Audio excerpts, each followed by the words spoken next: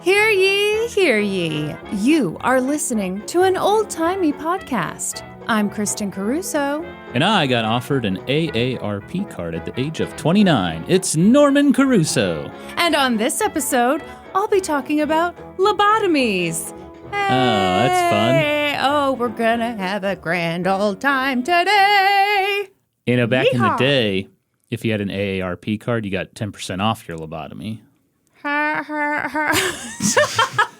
That's funny. Come on. Oh, Norm. They were like, this fellow's name is Norman. He's due for his AARP card.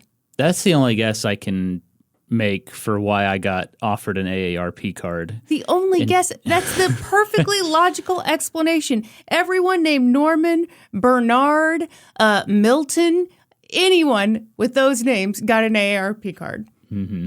Starting by the time they were 17, I'm guessing. Yeah. What's another good old man name? Josiah. What? Okay, now we're just... Ezekiel. Okay, all right. Well, we're Abraham. There we go. Abraham has a beard. Mm-hmm. By the way, if you're listening to this and your name is Abraham, and I'm not talking about the guys who go by Abe, you don't count. I was going to say, I have a friend named Abe, And but he his does full name not is count. Abraham. But if you're going by Abraham, number one, you have to have a beard, full and bushy, my friend. And you probably need to, if not make your living through woodworking, it needs to be a hobby. Oof, I'm jealous. These are the rules. I love woodworking. Hey, I know I'm supposed to do a Patreon plug. Oh, hey, you're coming at it with way too much energy already. But I have breaking news, Kristen. Oh, okay. Hang on, I might have a sound for this. See, I just made one up. We don't need that sound bar. You know what? This one will work. Oh, my. Does Ladies feel and gentlemen, momentous. The very first piece of old-timey podcast merch is here. Oh, my.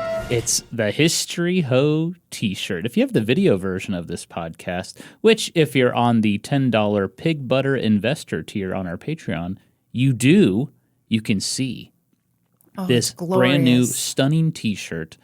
And if you're a Pig Butter Investor, you get 10% off this shirt in our store. When are these things going to go live on the website, Norm? We can't say. We don't have that figured out yet. Sorry, I just realized as soon as I asked the question. By the time this episode comes out, it should be live. Okay. This was designed by yours truly, Yeah.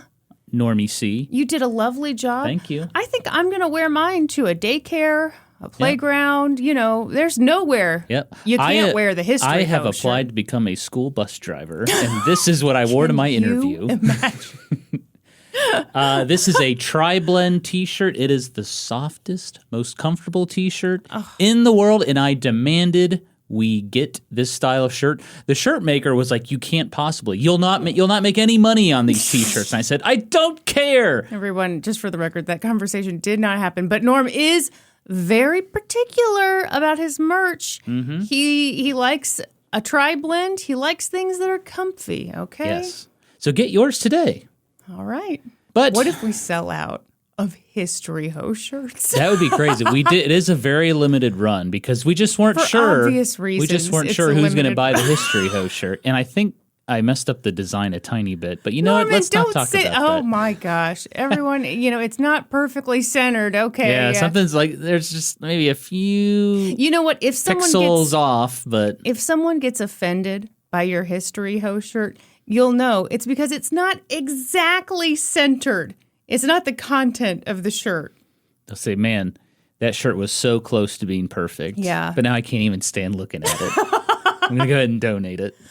So do you want to plug our Patreon? Yes, further? folks, patreon.com/oldtimeypodcast, $5 tier, a non-threatening fan tier. Mm-hmm. You get bonus episodes every month of an old-timey podcast with the video version of that bonus episode. Oh, my goodness. Plus, you get access to our Discord chat. They say that our Discord is popping like a bubble-wrapped dolphin. That's what they say. Okay, someone in our Discord mentioned they used that phrase recently, and people had no idea what they were talking about. Well, that's weird because that's a phrase that people say all the time. If something's really cool and good, you say, yeah, it's popping like a bubble-wrapped dolphin. Okay. And we all know that makes sense. I won't check your source on that. But the real value, Kristen, is that $10 Pig Butter Investor tier because you get the signed thank you card and sticker. Oh. You get full video versions of every single episode of an old-timey podcast. 10% off merchandise, like that History Ho shirt I just showed. You get the episodes ad-free, too. And you get the episodes ad-free and early, day early. Mm-hmm. And YouTube watch parties. This month, we're doing trivia. I have figured it out. It's happening. Norm is very excited. Yeah. My dream job was to be a game show host, so this could become a reality. Congratulations, Norm. Yeah, I am using this podcast as like a stepping stone to my true calling. Sure. I mean, I fully support you. Do you think if you ever do get your own game show, I can be like Dr. Phil's wife? I just sit in the audience and then like at the very end, Smile. They show us walking off together. Absolutely. And you walk way too fast and I have to like trot to keep up with you. Yeah, that's what I envisioned for you. Thank you. Definitely. Yeah. Oh, did you envision hearing about lobotomies today? Did you know how fun today was going to be? It's funny. Okay, here's what's hilarious.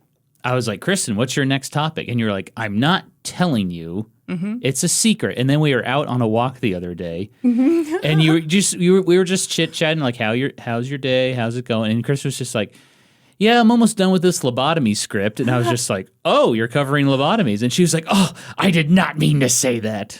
So I knew you were covering lobotomies, but. Listen, after a couple days of just reading about lobotomies, my brain just... Maybe you're thinking of getting one. No, not funny. I don't think you can. Not okay. I don't think you can get one anymore. No, at least I hope not. Okay, hang on. Depends on what doctor you go to, I guess. Great. We'll be cutting all of this. Is it that bad? Let me get into it, and then you'll decide how much you want to joke around. Oh, boy. Okay, everybody, prepare to be bummed out. By the way, hugest of shout-outs to an old episode of American Experience. I believe this might have been the first episode of American Experience. I'm an old man. Thank you. This episode was titled The Lobotomist. This script, mostly comes from that. Oh, I remember when I first saw that episode, and I believe it was the year of our Lord 2008. Wow. So long ago. You watched that, right? I have seen The Lobotomist. Oh, my God. It's disturbing. Yeah. Why is this podcast so bad? What? Norman! Why do we only talk about terrible stuff? Excuse me. That is not true. Super Soaker episode. We have one positive episode. No, hey. That one I did about the chess playing robot thing, that was good fun. That was fun. Kind of a hoot, frankly. Yeah. A lot of the I Love Lucy ones were, they were kind of bummers too. Whoops-a-daisy. Oh, speaking of bummers, I mean, not that this would be so tragic, but I feel like we are about to get our asses kicked off of Facebook. Oh, so, yeah. Normie C, bad boy of YouTube, bad boy of the internet. Right here. He did the 5-part series on Adolf Hitler, debunking rumors, blah, blah, blah, blah. Facebook, none too soon, has gone back on our page, flagged it for offensive content, anything that says Adolf Hitler in it. Mm-hmm. And I've gotten these scary warnings that are like, this is your last warning about this offensive content. And then they have this thing you go through where you try to dispute it. Yeah. But they don't let you write anything, probably for obvious reasons. They think I'm a Nazi. They don't want to hear from me. Exactly. But I have to explain myself.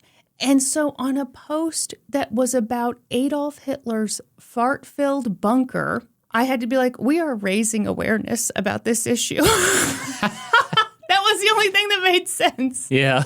So anyway, support our Facebook page while you can. We are raising awareness. We're letting people know about Hitler's final days. I just wish there'd been a comment section to be like, look, we don't like the guy. We're making fun of him. We're debunking stuff. I promise. This is what people are talking about censorship on Facebook. Well, listen, some stuff needs to go. Admittedly, I did think the whole censorship of right-wing, crazy-ass talking points was way overblown. But now that our stuff's being affected, I'm with them 100%. No, Norman. No, this is how they get you. I'm diving into the rabbit hole. Oh, jeez. Okay. No, it is really stupid. Hopefully they review the post and they're like, oh, they're not actually promoting Adolf Hitler. We're talking about how he died. Yeah. Which is fine. It's historical. That's right. And talking about his farts is just a very important part of that historical process. It plays a huge reason into his demise, okay? Don't you agree? Norm, this is like that time. Oh, I'm sorry. People are going to be mad because we're not even starting the show yet. But for a long time, did you not believe that you could die from farting too much in a small room? I did. When I was a kid, I read this story on the internet about this guy who, like, he lived alone. He was, like, super overweight, so he was, like, bedridden. And he, like, ate a bunch of cabbage one night. Cabbage and sausage. That was the story. Cabbage and sausage. And I guess his house was airtight insulated, and he just, like, farted all night, and he died while he was sleeping from all his farts. And so ever since I read that on the internet, which means it was true, as a kid, I have been petrified of farting too much. And one time when I was a kid, I read that the average person farts like, I can't remember the number. It's actually a lot more than I realized. Hang on, I'm going to look this up. Oh, boy. Yeah, this is important information. It's important. We have to get the data right, okay? Average farts per day. Okay, between 14 and 25. Yeah, so somewhere in that range. Okay. And I remember counting my farts one day, and I was a little bit over the average, and I was just, like, devastated. Did you think it meant death was near, or that you were just a gross farty boy? Like, where'd you land? I thought I had some sort of condition that caused me to fart more than the average person. And when a fart smelled really bad, I always thought of that guy dying from the cabbage and sausage and thought, I got to get this out of my system. Well, I'm glad you're here today, Norm, to talk about those very real, serious medical issues, because it's right in line with what I'm about to talk about right now. Are you ready? I am. All right, here we go. Lobotomy, loboto you. I hate that I laughed at that. Oh, by the way, this is one of those stories. When I started off, I was like, ooh, we could do a whole series on lobotomies. It's such a big issue, blah, blah, blah, blah, blah. And then I started researching it, and I got really grossed out. And I was like, nope, one and done, my friend. So here we go. Couldn't take it. No, especially, okay, you know this about me. I get really queasy and grossed out by medical mumbo jumbo. Yeah. And, you know, like the stories, the after effects, okay, I can read about that. They can bring a tear to my eye. But any part of any article that's like, then they took the drill and they did this with it, and then they took the scalpel, and I'm like ready to check the F out. So here we go. Okay. You got your barf bucket? It really does make me queasy. Okay, well, if you need a break, it's okay. All right, thank you, darling. The first link in my Google search is everything you wanted to know about farting. Houston Methodist Church. No, shut up. Shut up. I think it's a hospital. Houston Methodist Hospital. Oh, okay. It's like a church? I was actually going to tip my hat to them, because it's like, man, if you're trying to find creative ways to lure people in for the lurd, making a webpage all about farts and hoping they'll stick around for the other content, that's not so bad. Absolutely. Okay. Walter Jackson Freeman II was a doctor. And in most families, Norm, that alone would be pretty impressive. But in the Freeman home, it was the norm. Walter's father had been an ear, nose, and throat doctor, and his maternal grandfather had been the first brain surgeon in these United States. Ooh, what was his name? I'm going to get to it. His name is ridiculous, so hold on tight. True story. He was the first person to remove a brain tumor without making the patient kick the bucket. That's a huge deal. Absolutely. Also, fun fact, but okay, well, before I tell you the fun fact, let me hit you with this man's name. Yeah. This should be illegal to name someone this. William Williams Keene. William Williams Keene. The Keene I have no problem with. William Williams? Well, don't you remember from the John Brown episode, one of the night patrolmen in Harper's Ferry was named William Williams? Why? Bill? That's ridiculous. Billy. You know what it reminds me of? What? You know what I'm going to say, right? No. It reminds me of that storyline from 90 Day Fiancé, from the woman who was clearly being catfished by a guy. Oh, Williams. He said his name was Williams. I will always love Williams. And her children were like, Mom, that's not even a name. Like, Williams is like, everything about this is suspicious. Yeah. Yeah, and she was like, oh, he has the sexiest English accent. Oh, my gosh. And then they played a clip of him on the phone, and that he was like... not a British accent. She was like, hey, Williams. And he was like, hello, baby. How are you? And I was like, this poor woman is definitely being catfished. No, I say her poor children, because all she knew was she was in love with some hot British dude named Williams. Her children knew, though, and they were just like any adult child would be like, oh, dear God, how do I stop this adult woman? In the picture that he presented as himself, it was like the British version of Dave Bautista. Who's Dave Bautista? Are you talking about athletes now? He's the wrestler. He's like an actor, too. Oh. No? No, I'm sorry. I'm probably the only person who's not heard of this fella. Okay. Anyway, tell me more about William Williams Keene. William Williams Keene treated 6 U.S. presidents, baby. Ooh, like who? Oh, I didn't write them all down. One of them, I think it was FDR before he became president. You know, because you can't treat them all in office. Mm-hmm. Who's going to live that long? Right. Well, probably some weirdo named William Williams. Did he operate on Garfield? Was he the reason Garfield died? No, I don't think so. But who was the president who had the secret operation on the boat? You know what I'm talking about? Yeah, I can't remember. This is going to be the most infuriating episode for people because they're going to be shouting the answers, and here we are. Just sitting learning about farts from the Methodist Church. Yeah, so far this is the worst episode of an Old Timey podcast. Hey, he was also the president of the American Medical Association at one time, so that's cool. Well, yeah. Okay, so well-respected doctor, brain surgeon. A bit of a pioneering doctor. He was also a bit of a showboat. He liked to perform surgery in front of a big crowd so that everyone could see how cool and good he was at surgery, you know? Did he do celebration dances when he made a cut? And that's what made it all so dangerous because sometimes he'd be like, I've got to take that choreography again. He's showboating, you know? In other words, William Williams Keene was a legendary legend star, and his grandson, Walter Jackson Freeman II, wanted very much to follow in his footsteps. Young Walter wanted to be at least as legendary as his grandfather had been. And to his credit, Walter got off to a great start. Walter. He graduated.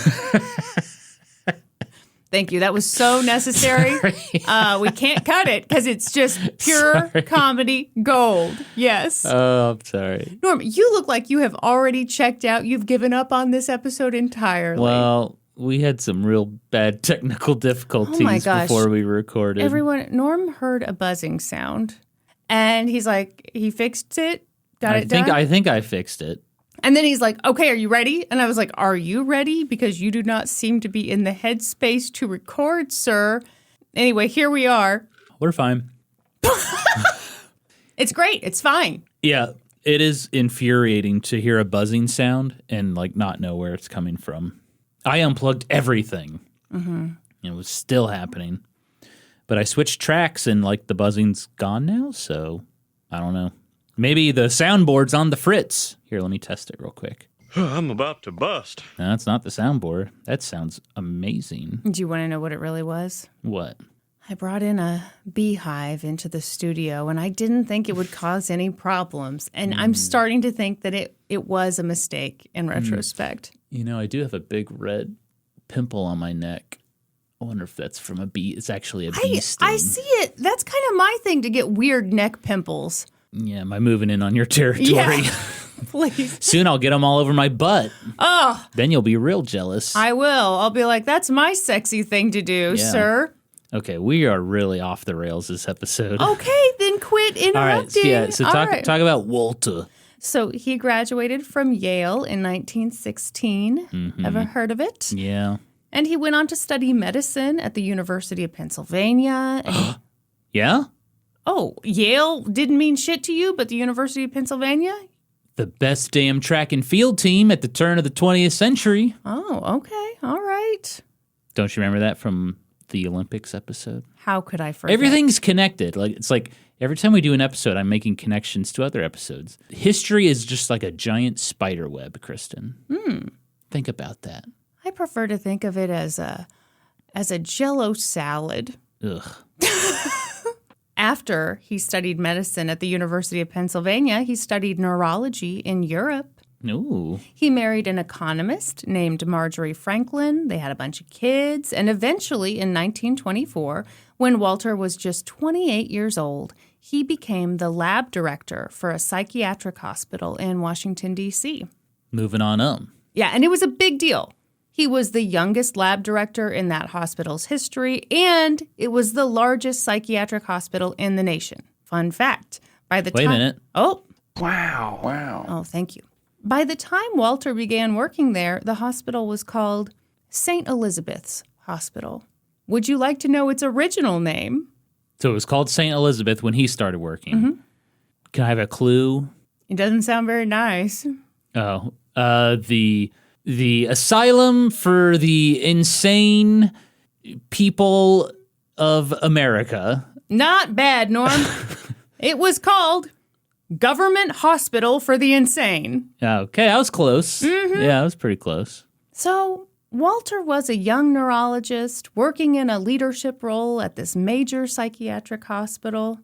But St. Elizabeth's wasn't a good place to be. In those days, psychiatric institutions were horrible places.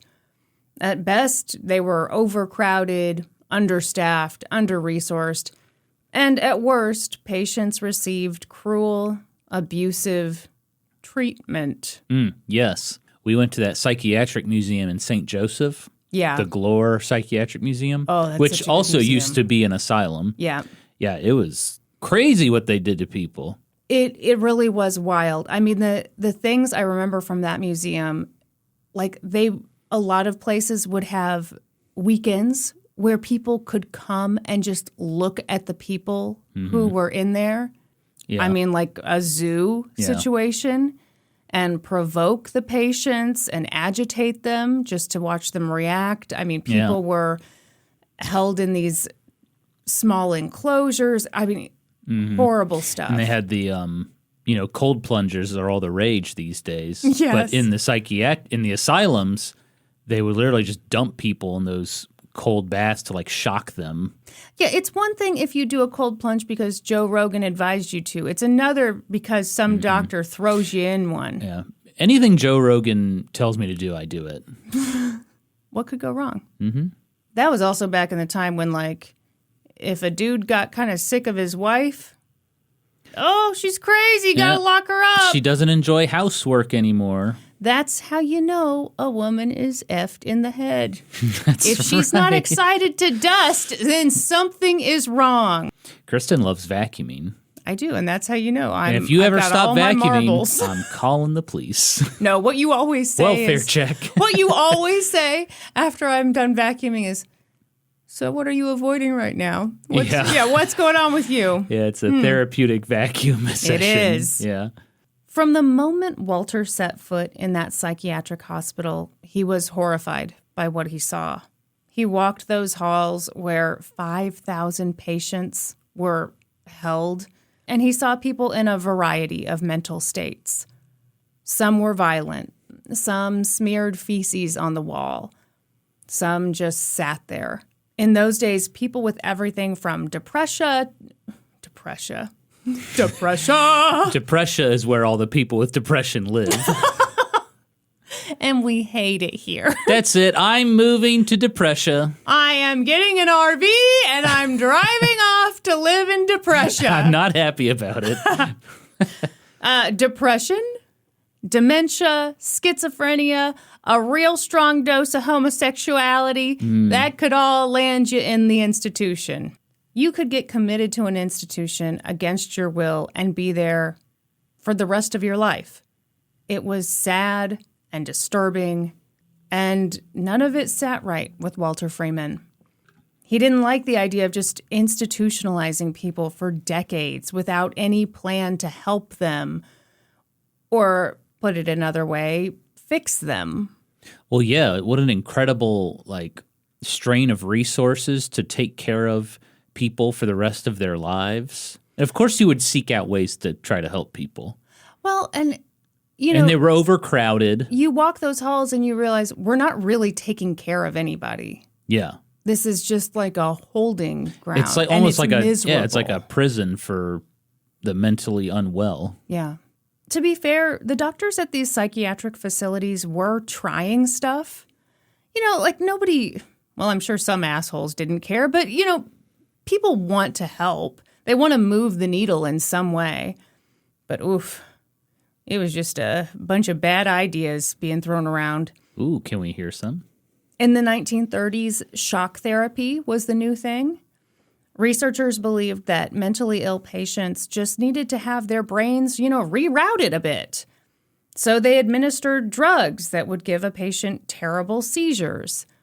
That's not what I was thinking when you said shock therapy. These seizures often injured the patient and scared the shit out of them. Yeah. Another common practice was to give the patient a near-lethal dose of insulin. Oh.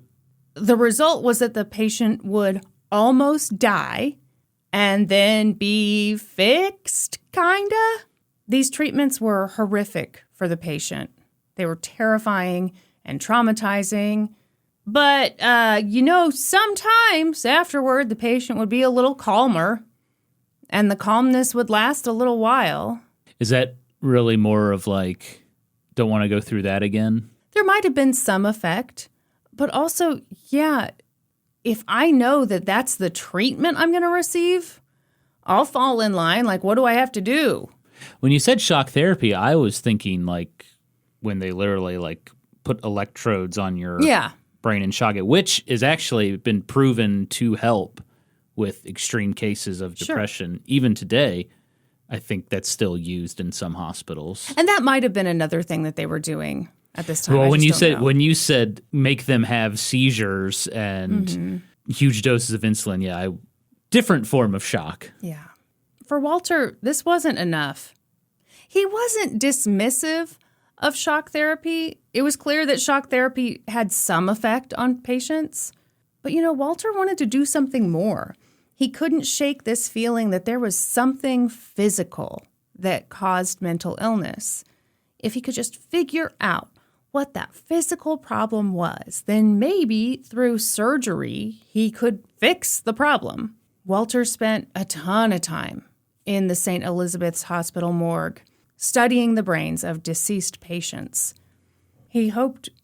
What the hell was that? My foot scraped Was that on the a chair. fart? Are we about to die because we're in a small enclosed room? Nope, that was my foot scraping. And even if it was a fart, this house is so old, there is air gaps everywhere. We will be able to live and breathe. That's the only reason we bought this house. So the farts can escape. We didn't want some airtight new number. Yeah.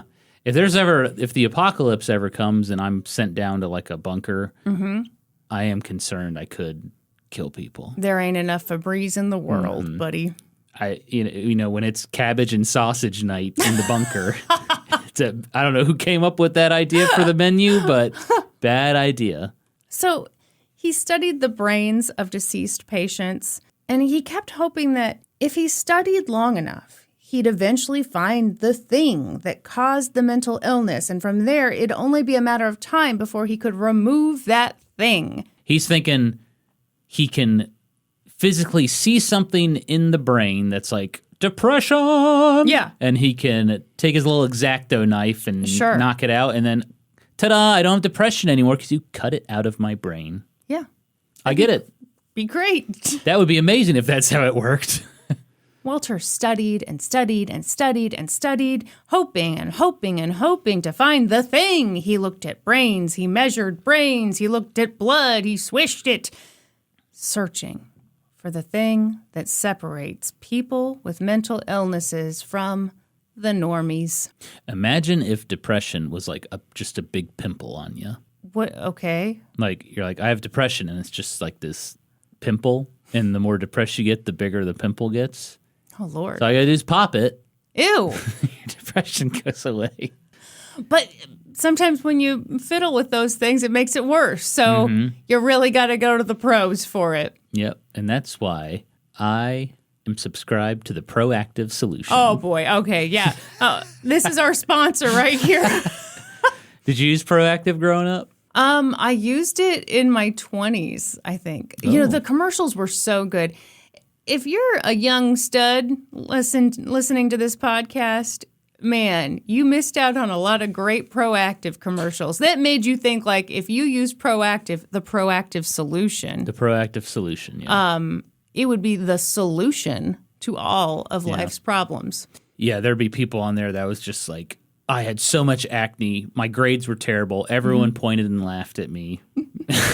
And I shit my pants regularly. But then I got the Proactive solution. My brother and sister both had the Proactive solution. I didn't need it. My face was just naturally clear and beautiful. Okay. Congratulations, Norm. On behalf of the pimpled population. Hey, look at this thing on my neck. I know. It you know. You think it's funny? Kind of. It's a little Schadenfreude in you. You're taking pleasure in my misery of this pimple on my neck. As the one who invests a lot of time and effort into skincare, meanwhile, you just, maybe splash some water on that face of yours, it does give me a little satisfaction to see a pimple talking to me from the side of your neck. The other day, I went to Kristen. I was like, do you have any, skin moisturizer? And you were like, you mean lotion? Yeah. And I was like, yeah, that's it, lotion. You said it just like that, like a serial killer. Yeah. Do you have any skin moisturizer for human purposes on a real living corpse? I mean, I've said too much. It's not for me. Anyway, so Walter was doing all this work, but he couldn't find anything. It was devastating. All that work for nothing. He was really hard on himself. He felt like he'd wasted a bunch of time. So he was just looking at dead bodies and cutting them open and looking at their brains and goo. Measuring, photographing, just trying to find something. He was devastated kind of for two reasons. For one thing, he genuinely wanted to help people. He was surrounded all day long by people who were in a lot of distress and a really bad situation, and he wanted to help them. But he also genuinely wanted the fame and acclaim and accolades that would come from helping people. So, by the mid-1930s, Walter Freeman found himself where he didn't want to be. He wasn't that promising young doctor anymore. He was pushing 40. And he hadn't made a major medical breakthrough. In fact, he hadn't made any medical breakthroughs. Yeah, and basically by the time you're 40, life's over, so... Thanks, Norm. Really appreciate that. Everyone, we'll be celebrating my 39th birthday in a few weeks. I can't wait. Yeah. You got something real fun planned for me, like a funeral for me? We're gonna measure you for your coffin. Oh, great. They give you ice cream cone at the end. I would hope. To cheer you up, So he's feeling like he hasn't accomplished anything. And who knows? Maybe he got afraid. Afraid that if he didn't find something quickly, then he might wind up with the very thing he didn't want. A respectable but unremarkable career. Blah. I know. This is all feeling a little too real, frankly. Hey, there's nothing wrong, Walter, with just being a doctor. To him, there is. He wants to make a big impact. He wants to be on the level that his grandfather was on. He wants to be just like William Williams Keene. We all do. Who was a showboating surgeon and had an alternative rock band. You think that's a good name for an alternative rock band? Well, the band was called Keene, based on his last name. Okay. They have a lot of hits. All right.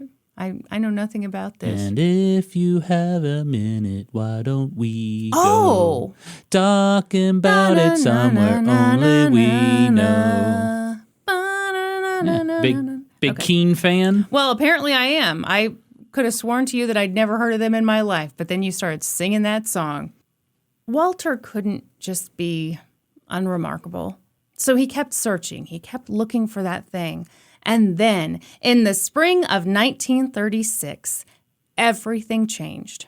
He picked up an obscure monograph, which a monograph is not a word that I was familiar with, but they threw that out there in the documentary like we all knew it well. It's basically a little pamphlet thing. And it was titled, How I Came to Perform Frontal Leucotomy.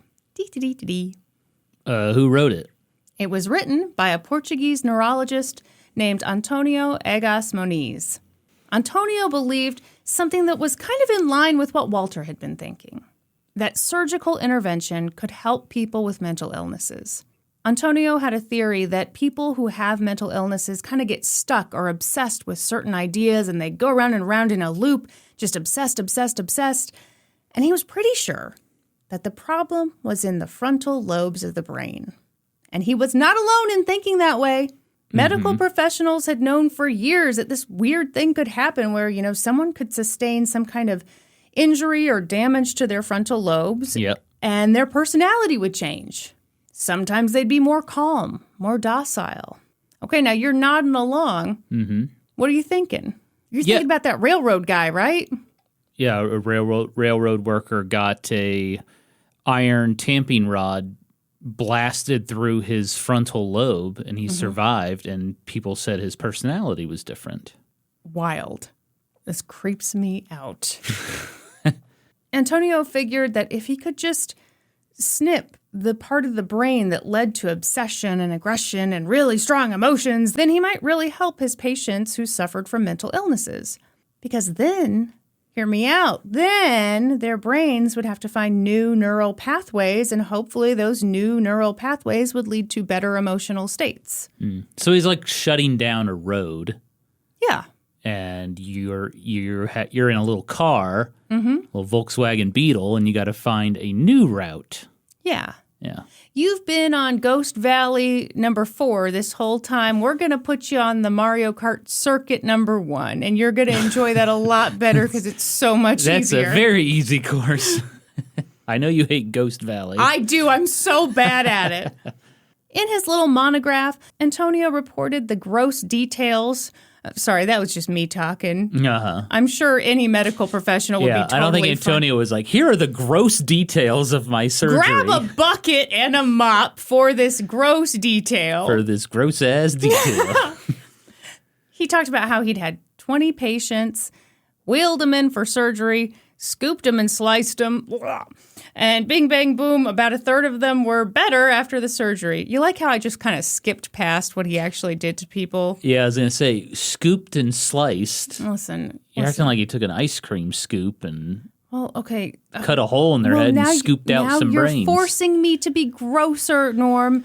Some source, I can't remember which, because I'm pretty sure I shut that book, referred to it as coring, which to me, that's very ice cream scoopy, and I don't approve. Okay. Just make sure you don't use the same ice cream scoop for both. That's the main concern. Yeah, don't use the same This ice scoop. cream tastes like shit.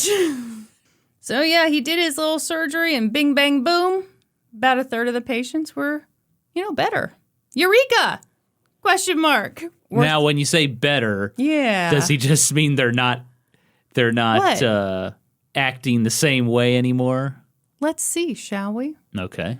And truly, let's see, because I didn't rehearse this part of the script. I don't know if that's obvious to people, so I'm learning just along here with you.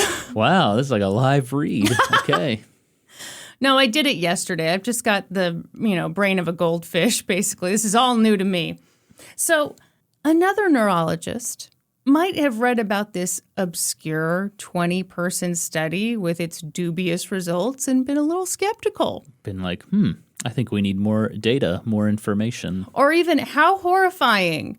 He was in there scooping stuff because he had a feeling. Do you think other neurologists felt that way at the time? Do you think they were horrified, or do you think... Yeah, I do. I do think other doctors were a little horrified. Okay. But, Walter Freeman was not skeptical. For Walter Freeman, this was the answer he'd been looking for. It backed up what he'd always believed but hadn't been able to prove, that brain surgery could cure mental illness or, at least improve the lives of his patients. Maybe it'd be too much to think it could be a cure. But what about an improvement? No one's mad about improvements, right? No one. So he decided to Except get your started. haters. Your haters don't like you improving. It's true. It's true. They're always after me. That's right. So he got started. Worth noting, Walter was a neurologist. He wasn't a neurosurgeon. He wasn't licensed to perform surgery. So he teamed up with a neurosurgeon named James Watts. And in essentially no time, they modified the technique that Antonio Egas had used in Portugal. Did they, though? I mean, some sources say they, just kind of took it and started doing it. But according to the documentary, The Lobotomist, Walter and James did put a little spin on the surgery by cutting the nerves that connect the frontal lobes to the thalamus. Oh, no. He's turning gray, folks. They did that because Walter was pretty sure that the thalamus is what generates our emotions. So, He's pretty sure? well, it's not an exact science. You wish it was, don't you? No, they're figuring shit out. Sure, yeah. Let's figure it out on live patients. It's tough. How far do you go to try to figure something out? I would hope not this far, but spoiler alert, we're going there, baby. So he's not cutting out the frontal lobe. He's just severing the nerves that communicate with the frontal lobe. Yeah. So he was thinking, if patients came in having really strong emotions like depression, anxiety, suicidal thoughts, then maybe, you just snippety snip those emotional strings and blammo, problem solved. And, after some practice rounds on cadavers, Walter and James were super confident that they were ready to practice on a real live patient. Now, I notice you haven't described how they severed the nerves. Are you going to get to that part? Barely. Or is it too gross? It's disgusting, Norman. It's brain surgery. It's nasty. Hey, What's History Hoes are curious folks. Maybe we want to know how they did that. Look it up, bitches. I'm not telling you. You know what? This reminded me. Okay, on my old podcast, Let's Go to Court, I Your did old, ancient, decrepit podcast. Wow, thank you. Let's Go to Court. I once told a disgusting story that was nasty to research, nasty to tell. It was about snakes. Okay, this couple, oh my God, this was the snake worst. house. Oh, yeah. it's funny. It's not funny. I covered murders and stuff, but man, when I think about the one that stuck with me, it was the couple who moved into a house, discovered it was basically made of snakes. There's snakes in the walls, snakes everywhere. They're trying to, it's like just a small family with a million snakes. Uh-huh. And that's how I learned that these particular snakes could live up to 25 years.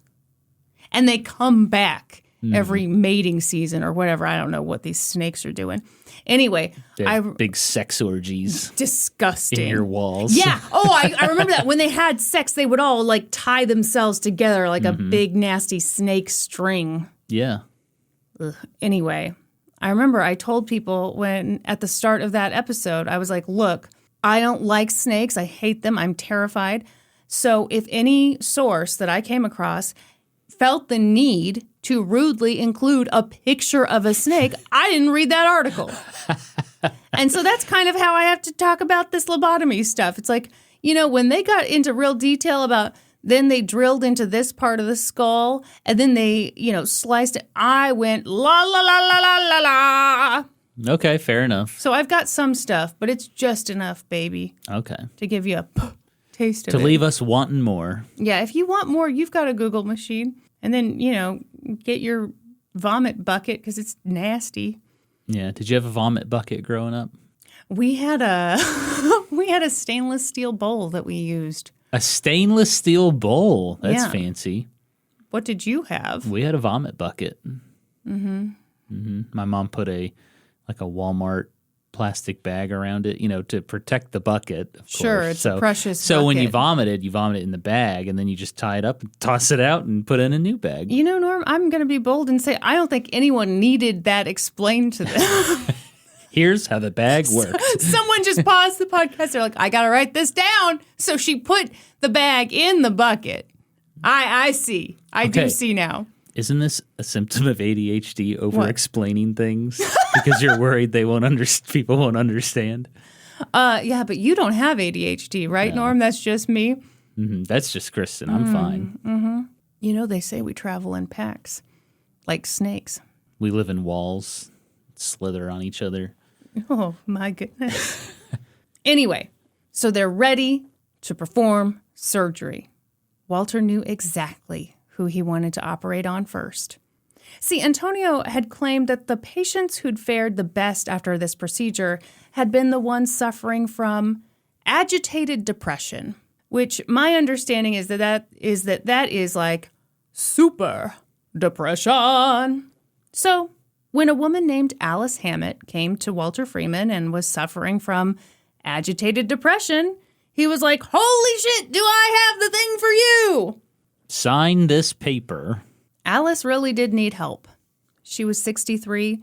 She'd always had really bad anxiety, really bad depression, and the death of one of her children and the murder-suicide of her sister and brother-in-law had... Jesus. Yes, of course, made things much worse. She developed insomnia. She was very, very emotional. She insisted on keeping her house spotless. She was vain. And sometimes she peed on the floor. Sometimes she stood completely nude in front of a window. Oh, yeah. So she had some serious issues. Okay. She was really struggling. So her husband had brought her to George Washington University Hospital for observation. And, she was just in a constant state of panic. Under normal circumstances at this time, Alice probably would have been institutionalized for the rest of her life. But, Walter was kind of excited because he thought that this new procedure might give Alice a shot at living, kind of a normal life, not in an institution. Yeah. So very appealing, probably, to Alice and her husband. So, you brought up Alice and her husband. Yeah. What did Alice think of this idea? I bet Alice was not interested in getting this done. You're wrong. Oh. I will do a little caveat here. These were the days before informed consent. These were the days when you did what a doctor told you to do. You really didn't ask any questions. These were also the days when it was perfectly okay for a doctor to mislead or even flat out lie to a patient in order to get them to comply. But you said Alice was interested in getting this done, right? Right.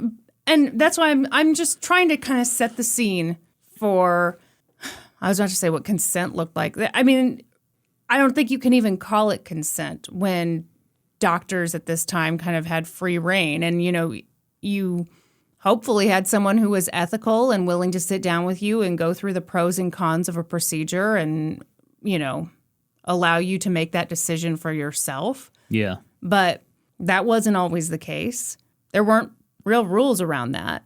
But that's not exactly what happened here. Walter explained the procedure to Alice and her husband, and they thought it over. They talked it over with a doctor who they trusted, and the doctor had heard about Walter Freeman and had done some reading on the procedure, and he said, yeah, I'd advise you to go for it. Try it out. So it was settled. Alice Hammett was going to be the first person in the United States to have a lobotomy, but then she got cold feet. She didn't want to do it. Everything was kind of all set up and she was freaking out. I mean, she's already got severe anxiety.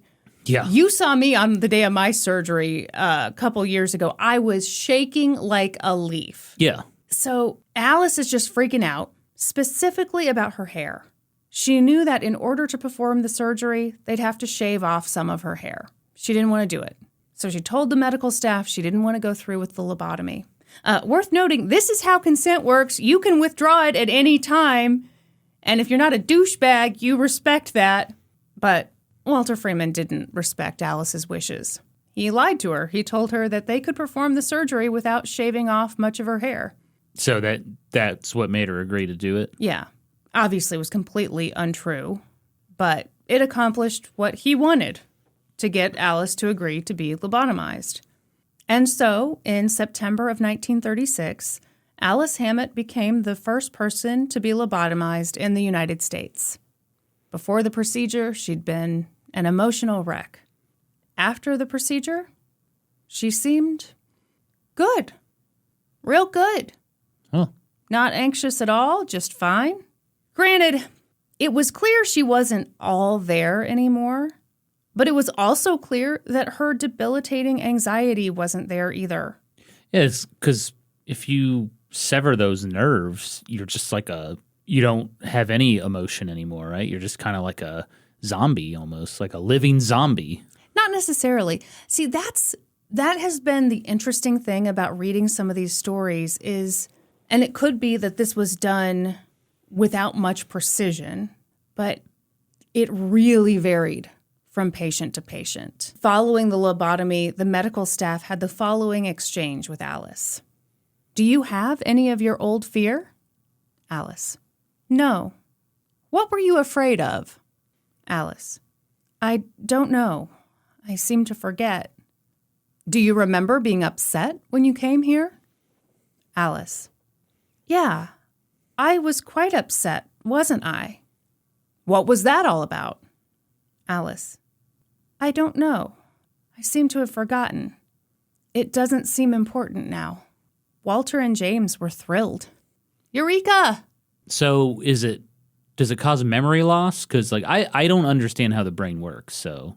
Well, I do, because I've been looking at this for days and spacing out anytime stuff got too medical. No, so the thing that happened to a lot of people immediately after a lobotomy was they forgot how to use the restroom. Sometimes they couldn't speak. There was a wide range of possible outcomes. But kind of the general sense was you became more childlike, a little more docile. Docile, that's the word I was looking for earlier. Not living zombie. Yeah. Yeah. So one woman talked about her mother having a lobotomy, and she said that after the lobotomy, it was like her mom lost her higher intellect. And really, it didn't really alleviate like her mom's depression, anxiety. It did kind of take things down a notch. But she said that her mom didn't sit and read anymore.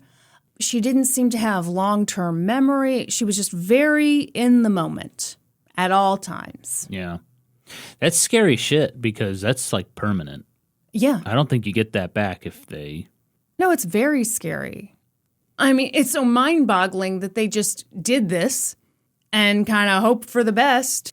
It's not like because like fucking with the brain is like scary stuff. Yeah, I mean, when you're doing something that can't be undone. Yeah. This isn't like a Brazilian butt lift where if you're tired of your big butt, you get rid of the... I think even those are probably, they come with complications, but you're right, Hey, Norm. I've watched plenty of episodes of Botch. I've seen people come in with their terrible Brazilian butt lifts and they get them fixed, okay? But you can't come in there after your lobotomy and be like, true. I want to be back to my normal self. Can't do that with the brain. That would be a hell of an episode of Botched. So, Walter and James, they're thrilled with these results. Did they slow down to see what effect a lobotomy might have on a person long term? Hell no. Oh, to the no. Hell to the no. Perfect, Norm. Get ready again. Did they worry that the risks might outweigh the reward? Hell no! Lobotomies were awesome! Yeah! So they did another one, and another one, and another one. And it was success story. Truth be told, Norm, they were winning so much that they were almost getting tired of winning. You know what I mean? So sick of it. So sick of it. I'm so sick of these lobotomies are... They're too good. So amazing. Except... They're giving them just for the hell of it? Not yet. You get a lobotomy, and you get a lobotomy. Oh, that'll come. Just hang tight. Oh, boy. Yeah, except, oopsies. As time passed, it became pretty clear that the results of the lobotomies varied from patient to patient pretty significantly. In some cases, the patient improved for a little while, but then all the symptoms came back. In a lot of cases, the patients changed, as in, maybe they weren't depressed anymore. Maybe they weren't at risk of being institutionalized. But they were like children. They had to relearn how to eat, relearn how to use the restroom. They could be weirdly inappropriate. They lost their social graces. One woman talked about how, I believe it was her mother who had a lobotomy. If someone in the neighborhood was having a party, she'd just walk in. I mean, truly like a kid. Yeah. Yeah.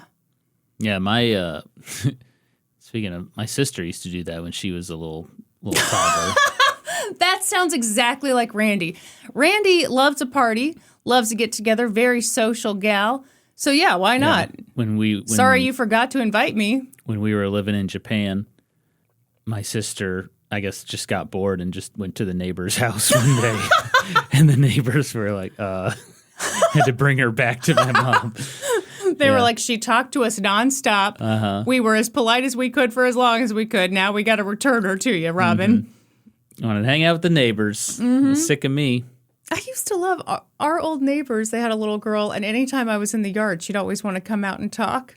I always kind of liked it. Social butterfly. Yeah. It's new neighbor. I think as someone who is not a social butterfly, who spends all her time indoors, talking just to her husband, occasionally in front of a microphone, it's kind of refreshing to see someone who actually enjoys talking and can do the majority of the work. Oh, shoot. I'm getting to a place in the script where I've already kind of talked about it. Okay, but I'm going to go back to this. So I mentioned earlier that one woman talked about her mother losing her higher intellect after the lobotomy. So this is where, to me, it gets complicated because, she couldn't read anymore. She had no long-term memory, but at the same time, she was more at peace. She didn't hear voices anymore. She no longer claimed to be, a lost queen from Scotland. I think that's where it gets sad and complicated. In a way, it did help people, but in a also way, took away a part of who they were, Yeah, I think as this story goes on, we'll just see how complicated it is. So another aspect was a lot of patients developed problems with overeating. It was like they'd lost their impulse control. But those were minor issues. So Walter and James kept going. They changed things up. They opted to keep their patients awake during the lobotomy by just numbing their heads with Novocaine. This was good. Wait. They were awake during the lobotomy? I think that's actually common with brain surgery, that people remain awake. That sounds horrific. It certainly does. I hate even thinking about it right now, but I think that's true. History hoes, let us know. Can you imagine? I think it's a safety issue. And they bust out the circular saw. All right, we're going to cut your head open. Don't worry, we got Novocaine on your head. You won't feel a thing. The stuff we give you for a toothache? Well, this is going to be all you need. So this was good in that it meant that they could get the patient's reaction to each cut in real time, but it also meant that the person receiving the lobotomy heard their head being drilled into and felt the scalpel cut. Oh, okay, I can't do some cutting in the brain tissue. Okay, there we go. Oh, well, after the procedure was finished, they'd forget about all those worries. Oh, yeah. Walter was thrilled. Finally, after all those years of research, he was doing something big and important in the field of mental health. So he was like the leading guy now in the U.S. for lobotomies. Hell yeah. Early on, he attended a medical conference where he gave a presentation on the lobotomy and the results he'd seen. And for the most part, the other doctors were horrified. How could he just test out this relatively unknown procedure on people? It was so irresponsible, also very gross. That was just me talking. I don't think any doctor said that. I wonder if do you think they ever considered testing on animals first? I don't know. Like find a really sad pig and Sorry. give it a lobotomy and... I mean, you are bringing up a fair point, which is like, how do you know?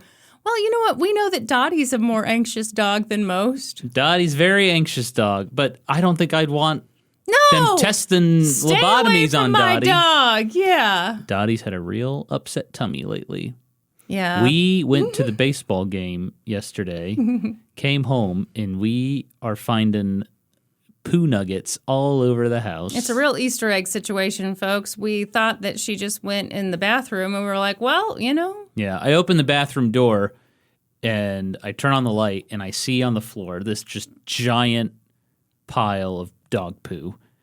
And I knew she was having some tummy issues, so I was like, oh, poor Dottie. And so I Yeah. cleaned it up, and I was like, I thought that was it. But then the next morning, we found another pile, and then another pile, one. another one, another one. So that poor dog, we bought her some new food. I think it's upsetting her tummy. Anyway, all this to say, I've been walking around this house with a real suspicious sniffer, folks. I'm just looking. I'm on the hunt. Yeah. Nothing in the recording studio, though. We keep this door closed, so. You say that as if they're in here with us, so they don't have to be worried. Don't worry, the turds are outside this room, folks. Step anywhere you want. I was showcasing our new merch. I don't want poo particles flying on the that's History true. Host shirts. That's true. They're safe, people. Don't worry. You'd have to pay extra for one that Dottie has pooped on. Don't they say at like bars there's like fecal matter on Yes. in the bowl of peanuts and stuff, and Yeah, but bars don't do bowls of peanuts anymore. they do bowls of Werther's originals What now. bars have you been? Is there a bar at Bob Evans? Is that what you're trying to tell us? Imagine if Bob Evans had a full bar. Good grief. The happy hour would be rocking. I would go to that You probably would. just for the novelty of it. Sure. When we first moved here in the downtown Power and Light district, which is where all the clubs and bars are, they had a Burger King Whopper bar, and I was like, "Oh my God, what is that?" And Kristen was like, "It's just a Burger King just Burger that King. serves beer. Yeah. That's all it is." But I was like, nothing special. "I'll be the judge of that," and I wanted to go so bad, but Kristen was right. It is just a Burger King that Wow. serves beer. What a sad day for Normie C. Yeah. I'm a real sucker for novelty stuff like that. But you don't even drink. And yet This was back in the day. Okay, yeah, that's true. That's true. But also, if I go to a town and I see a sign that says "World's Best Burger," I am going to try it because I have to see if that claim is true. This is like one of the worst things. You will be driving through a town, and the shittiest restaurant with no cars in the parking lot will have a sign that says "Best Burger in Town," and Norm is like, "Screech!" They can't just make that claim and think I'm going to ignore it. I have to get to the bottom of it. I got you to marry me by being like, "I'm the best wife ever," and he's like, "Psh, I will test that." And We'll see about that. I've been a pimply mess ever since. So Walter's presenting to these doctors, and they're like, "Yikes, whoa, They're like, tap the brakes." big yikes, dude. But Walter wasn't deterred. He didn't have to be. What? You heard deterred. Deterred. He wasn't deterred. Walter wasn't. He was demand. Walter wasn't deterred. Good grief. Who knew this episode would be so deeply unserious? Yeah. You know what? I think we've just had kind of a wild day with dog turds in our way. What's a girl got to say? Yeah. Well, and the Royals play tonight. Play today. I'm trying to rhyme here. Well, they actually play tonight Okay. at 7:00. Great. Okay. And that's all I can think about. Okay. Well, I'll hurry up. But Yeah, you know, you don't have to. you're kind of interrupting with your stories about how you used to think that you could die from farting in a small room. There was a lot of other conditions. Okay, it had to be a small room. You had to have cabbage and sausage, and the room had to be airtight. Yeah. Yep. Okay. Okay. Anyway, continue. Walter was deterred. He was deterred. Or no, he wasn't deterred. Sorry. They thought he was deterred. But he was, in fact, not deterred. Yeah, he thought he was the man. Yeah, because it's not like any of those doctors were going to damage his reputation publicly. In those days, it would have been totally unprofessional for a doctor to publicly call out another doctor for malpractice or bad doctoring, you know? That's too bad. I think name and shame is the way to go. I mean, especially Just when like lives professional, are on the line. just like professional wrestling. These doctors. Let me tell you something, brother. Walter Freeman is a punk ass bitch. Yes, everything should be more like wrestling. Hey, that would stop him from doing these lobotomies if someone called him out. Yeah, possibly. Also, the person who calls him out should be oiled up, mandatory, and in spandex. Yep. Okay, can we agree? We agree. Great. That's right. Wearing a bandana. Obviously. Mm-hmm. So they can't talk shit publicly like they're wrestlers, Yeah. which would obviously be the dream for all of us. But they could talk shit to his face, and they absolutely did. For example, in 1937, Walter went to William White, who was the superintendent of St. Elizabeth's Hospital, and Walter was like, hey, you should let me lobotomize our most difficult patients here. And William said, it will be a hell of a long time before I let you operate on any of my patients. Ooh. Yeah, get his ass. Yeah, it turned out to not be true, though, because 7 years later, that guy died. And, oh, yay, the roadblock is gone. So Walter and James went to St. Elizabeth's and performed like 50 lobotomies. So in a room full of other doctors, yeah, he had to defend himself. But if he didn't want to do that, if instead he wanted to seek out praise and acclaim and spread the word, all he had to do was talk to people who weren't in the medical field, people who didn't appreciate the dangers of what he was doing. Why are you laughing? Because What? that is like the number one sign that what you're doing is complete horseshit. That you can't talk about it with anyone in your field? Yes, I have to go talk to people who have no idea what the hell's going on. He went to the media. He told them about his fantastic solution to mental illness, and they took the bait. The New York Times wrote an article about Walter Freeman and referred to the lobotomy as, quote, surgery of the soul. Oh, boy.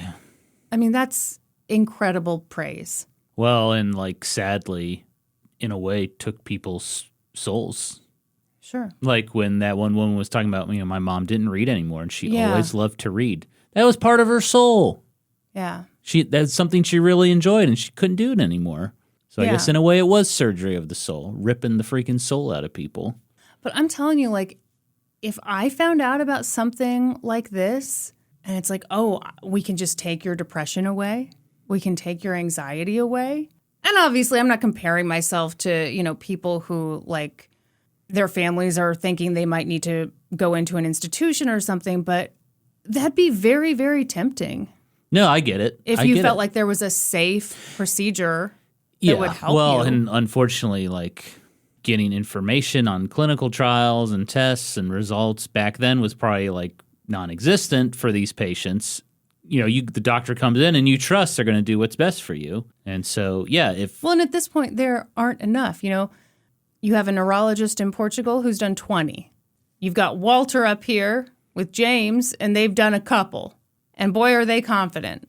So yeah, if you stopped vacuuming, I would go to Walter and say, Kristen's not vacuuming anymore. This is the thing she loves more than anything in the This is her world. favorite thing, and she just doesn't do it anymore. Does your wife like to read? Well, she does that, but her real passion in life is filling up that Dyson, saying, oh my God, can you believe all the pet hair in Look this at house? all the hair I it's captured. disgusting. I had to empty this thing like 3 times just on the main level. Oh my God. You do brag about, Shut you up. should have seen what I picked up at that Dyson. It's so satisfying. Damn it. So it wasn't long before all this glowing praise from the press translated into even more trust from the general public, obviously. And that was key because a lot of people who had mental illnesses and a lot of people who had loved ones who had mental illnesses wanted nothing more than for there to be some cure, or at the very least, something to improve their condition. Especially for people who, they just want their loved one to be able to live at home with them again. This would seem like a miracle. Yeah, you want them back.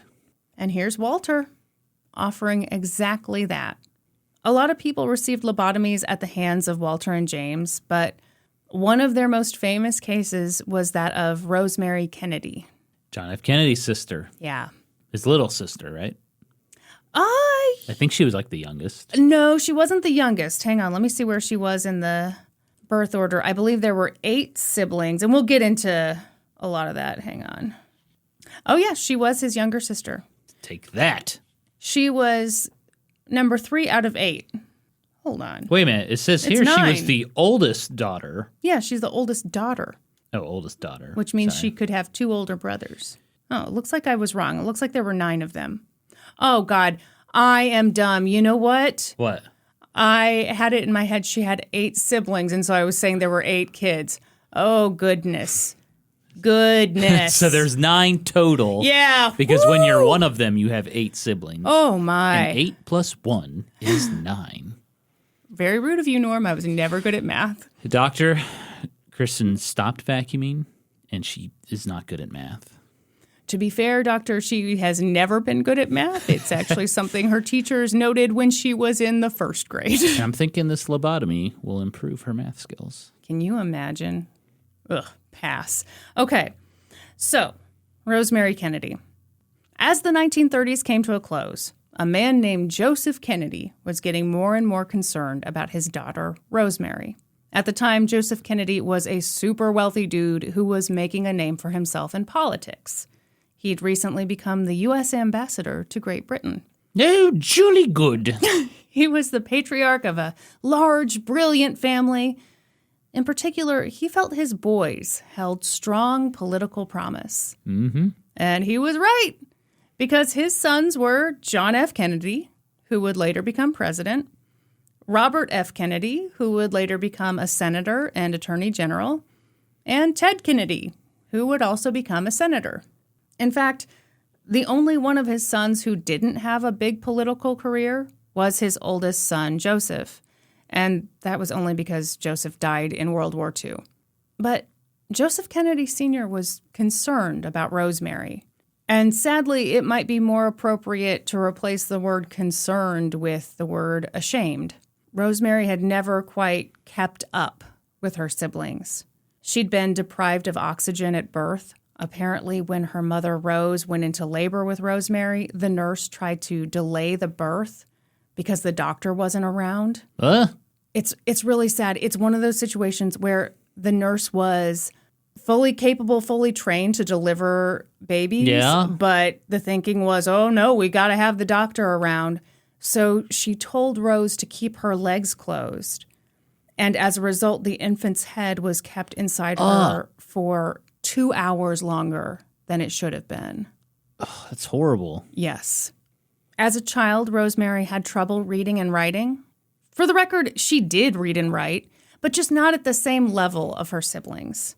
There was a lot of shame around Rosemary. It seems that Joseph did everything he could to hide what he saw as his daughter's deficiencies from ever getting out to the public.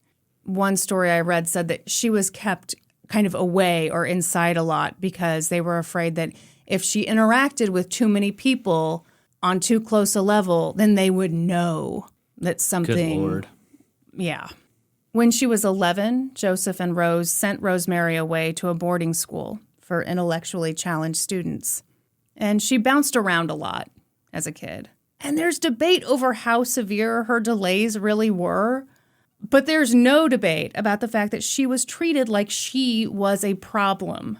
It's just horrible. Did John F. Kennedy ever comment on his sister? We'll get to some of that in a bit. Okay. In other words, keep your pants on, buddy. Or your shorts on, as it were.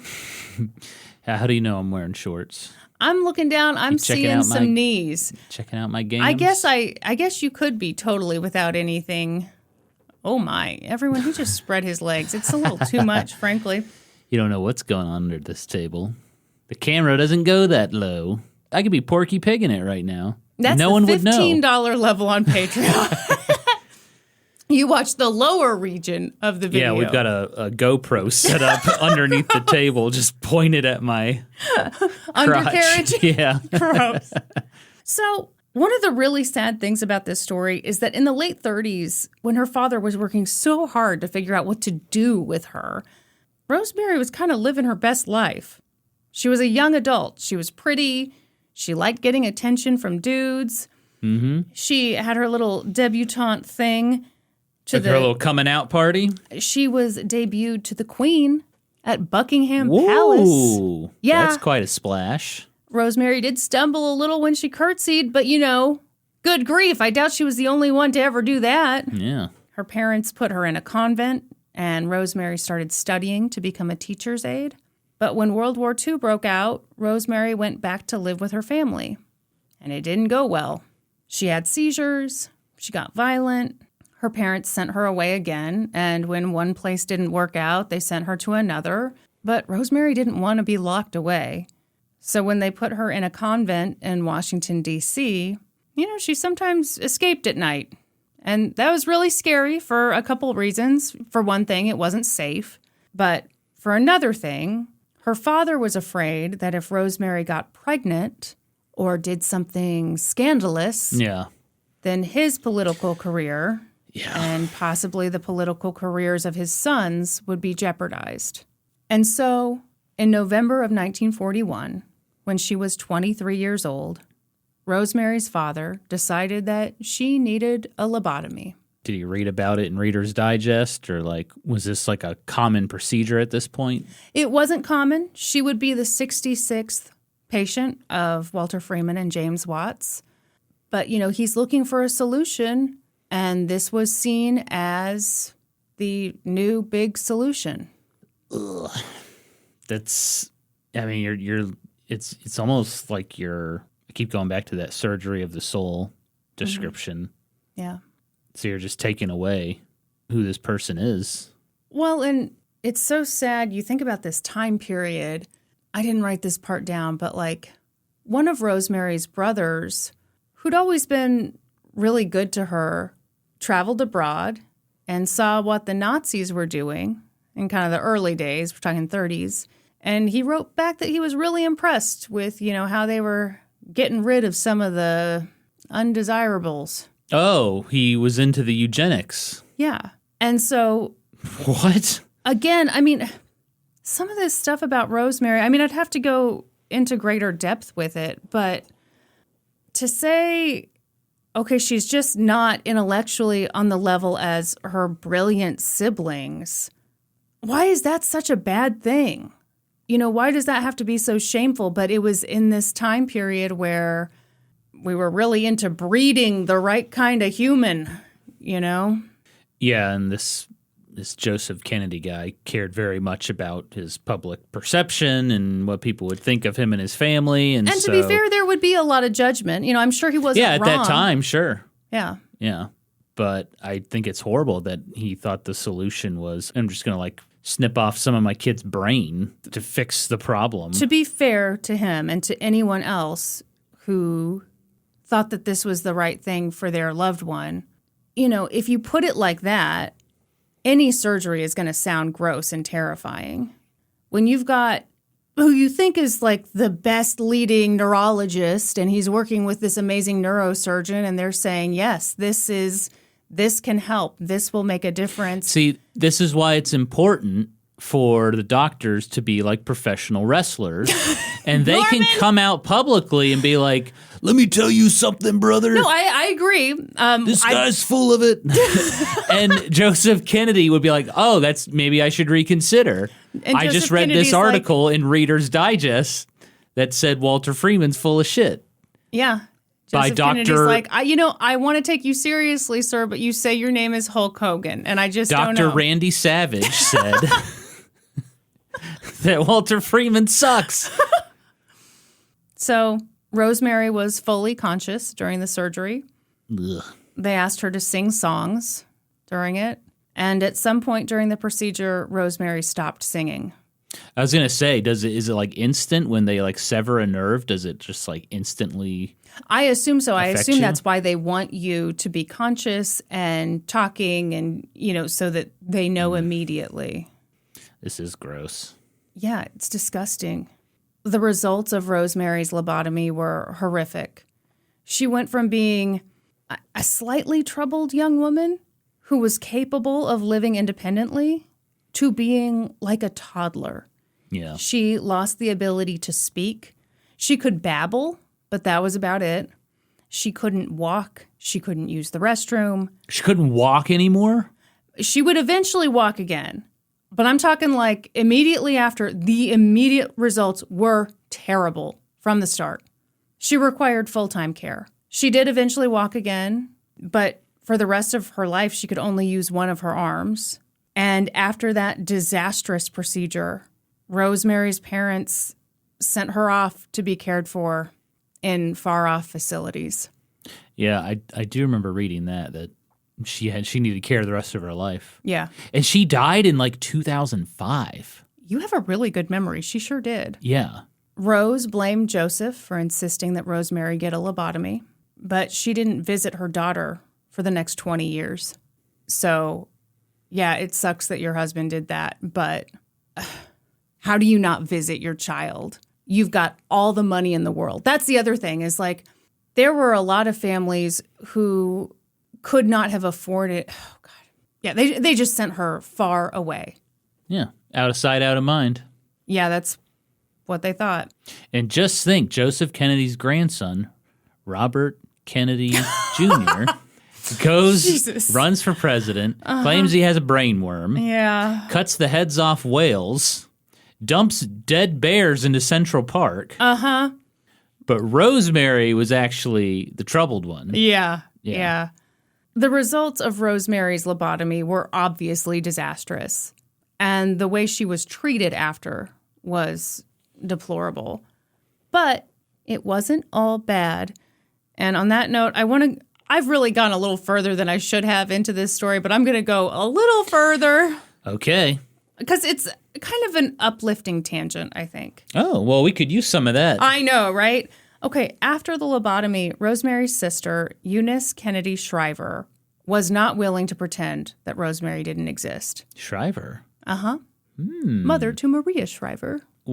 Ex-wife to Arnold Schwarzenegger. Very good, Norm. Eunice went to her dad and was like, excuse me, you're really stupidly wealthy. How about you put some of that money into research so that we could actually figure out something that would help people? And then when her brother JFK was president, Eunice was like, hey, how about you start up the National Institute of Child Health and Human Development? And he was like, okay. He's like, okay, I will. I will do this. I will do that. It is important. These days, Eunice Kennedy Shriver is best known for being the founder of the Special Olympics.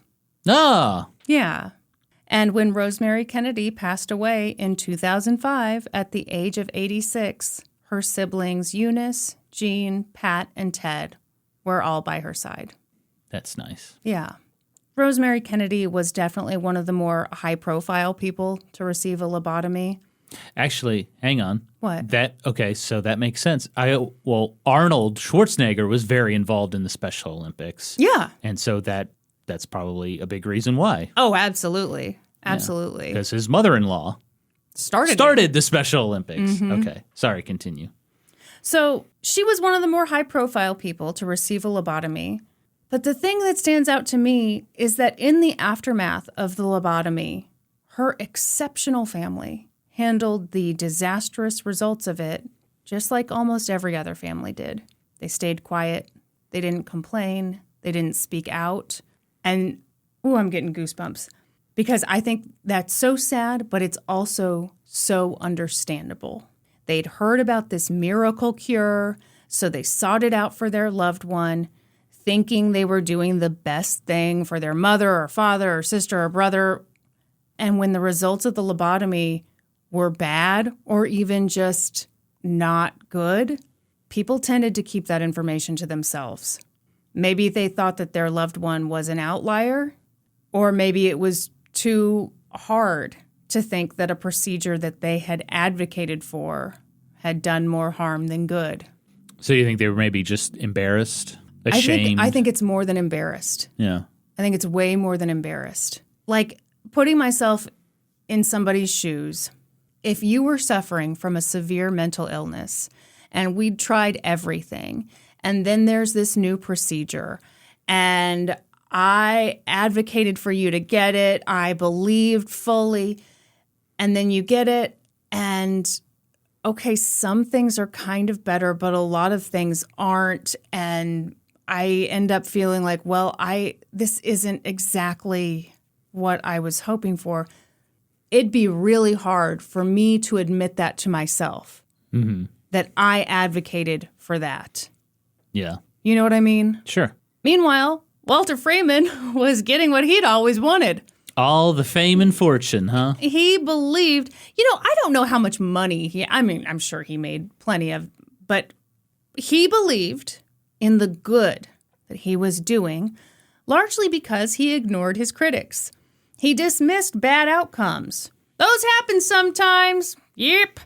He focused only on the good. Ah, the power of positive thinking. Yes. By 1942, Walter and James had administered lobotomies to more than 200 people, and they boasted a 63% success rate. What do they define as success for Oh, lobotomy? that is so amazing. My next line, but they had a funny way of defining success. Can we also pause? 63%. Hey, that's more than half. Good grief. More than half of our patients have successful results. So let me give you a success story. Are you ready? Yeah. Okay, one patient, 36-year-old man who'd been diagnosed with schizophrenia. He had a lobotomy, was good for 2 days, bad on the third, and a few days later, they gave him a second lobotomy. 'Cause you know Another one? this happened more often than you want to know. Wait, but they sever the nerve, right? How do they sever it again? Well, maybe they needed to do some more snips. I'm so confused. How do you give another lobotomy? I thought it was a one-time deal. No, you know. So they gave him lobotomy number 2, then they discharged him. The man was never the same. 4 years later, the man's brother said that he'd do things that made no sense. He'd spend 6 hours just washing his hands. 6 hours washing his hands. Yeah. While wearing filthy clothes. He was eventually placed in a psychiatric hospital. But to Walter and James, that was a success story. That's better than schizophrenia, huh? Yeah, because the patient wasn't aggressive anymore. And that was kind of what it was all about, making people more manageable. That was certainly why some children were given lobotomies. Oh, not the kids. Yeah, we'll get to that later. Just more fun stuff ahead. That I have to look forward to. Yeah. When people questioned the safety of the procedure, Walter assured them that a lobotomy was no more dangerous than an operation to remove an infected tooth. Yeah, basically the same thing. Bad day at the dentist. But he knew that wasn't true. He also knew that it would take years before they'd understand the actual risks and benefits of a lobotomy. But there was no time for caution. World War II had ended, and as a result, 2 things happened that made the demand for lobotomies skyrocket. With PTSD? Yep. Yeah. Yeah. You've got all these folks coming back from war. They've seen horrific things. There was suddenly a lot of people who needed serious help. In those days, they called it combat fatigue. Oh. Or battle fatigue. Didn't they call what they wore combat fatigues? So did that ever get confusing? I'm not trying to be hilarious. I just am. That's true. That's a good point, Kristen, but... You know, I was wearing my combat fatigues when I developed combat fatigue. Yeah, that's, accurate. So the Veterans Administration ordered its neurosurgeons to study and then administer lobotomies. Oh, boy. Meanwhile, already full and under-resourced psychiatric hospitals were suddenly more full than ever before. And Oopsie's Life magazine ran an investigative piece about what really went on in state psychiatric hospitals. They ran photos from inside a facility in Pennsylvania and inside a facility in Ohio. Photos of people tied down. Oh. Photos of people naked, huddled together. Americans read that expose and they were horrified. Ironically, they were seeing some of the same stuff that had disturbed Walter Freeman when he'd started out as a young neurologist. A writer who was interviewed for the episode of American Experience said that the photos in Life magazine made an impact on the American public because those photos were a little too similar to the photos from Nazi concentration camps. Ooh. And, you know, after the war, we wanted to feel superior. We were on the right side of history. We were the good guys. And seeing how we treated people with mental illnesses flew in the face of all that. So we needed a solution right now. And there was Walter Freeman and his neurosurgeon, James Watts. Let's check this out, fellas. Yeah, they had a solution, and it was the lobotomy. In Walter Freeman's mind, there was just one problem. As it currently stood, a lobotomy was freaking brain surgery. It required a neurosurgeon, a sterile environment, time, all this stuff. He wants to simplify the process. Yeah, streamline it. Figure out a way to make it easy, fast. What if you could do it in under 10 minutes? I'd say you were cuckoo bananas. There's no way. Oh, but it can be done. This is like 7-minute abs. Yes. Good news, Norm. Walter found out about an Italian doctor who had accessed the brain via the eye socket. Oh, my God. Okay. Yeah, you just squeeze a little. Stop it. Yeah, you could fit it in there. Okay, so over the course of a few months, Walter developed a lobotomy technique that went like this. Okay, I'm pausing. If you get grossed out like me, hit fast forward several times. Give me like a minute, although I don't even know that I'm going to take that long because it's fucking gross. Okay, here we go. Gross stuff happening. Okay, so Walter would slide an instrument, usually like a spike, between the eyeball and the orbit. Yep. And then when he got it in there real good, he'd hammer it through the bone, wiggle it, and in the process of wiggling it, he'd sever the fibers that connected the frontal lobe to the thalamus. And then he'd repeat the whole thing on the other eye, the spike, the hammer, the wiggle, boom, bing, bang, boom. Okay, we're back. Wonder what brand of hammer he used. Probably a Craftsman from Sears. What Lifetime warranty. What if that were true, Norm? Wait, is it true? This is sometimes referred to as an ice pick lobotomy. Yeah. Because Walter literally used the ice pick from his kitchen to perform the procedure. And from his kitchen? And he sometimes used like a regular hammer, like from a job site. He did this to shock people. Oh, he did. I just saw that's all the surgery required. Well, technically, I guess. Was he trying to scare people by busting out a claw hammer? He did enjoy grossing out other doctors. Okay, so this has gone beyond helping people. Yes. He enjoyed shocking people. He enjoyed entertaining people with this procedure.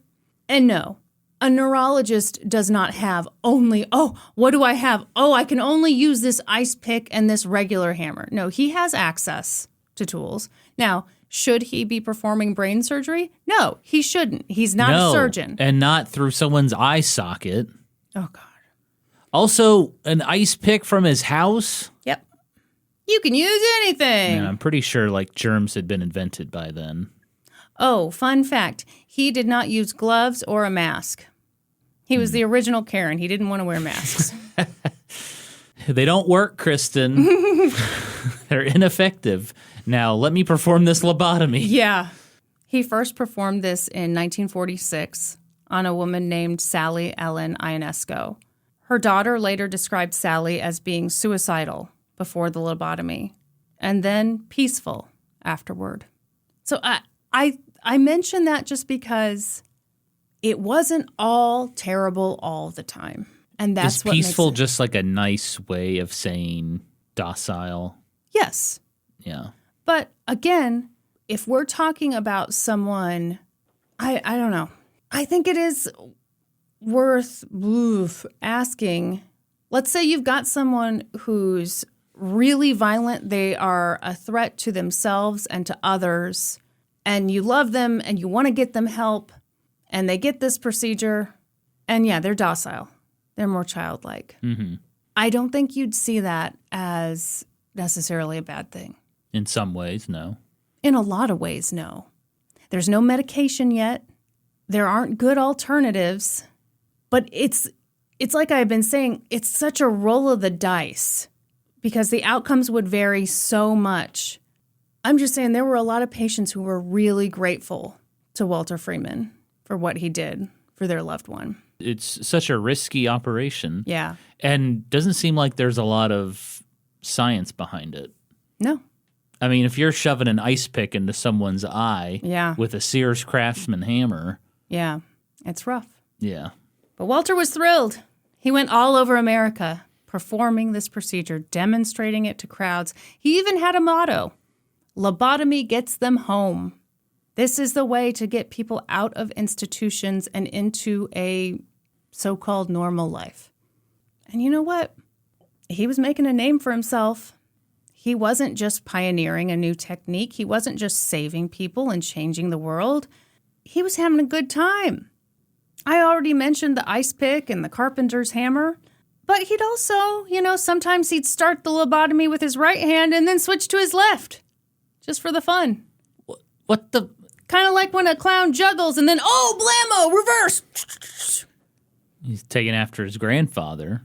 I don't- Showboating. Well, I don't think it's fair to his grandfather to compare the two. I'm just saying. Yeah. He's clearly doing it for attention. Yeah, it's fucking gross. It's gross. Did he play like the Benny Hill theme while he was performing these lobotomies? It hadn't been invented yet, but I bet he would have. Worth noting, not everyone was impressed with Walter's antics.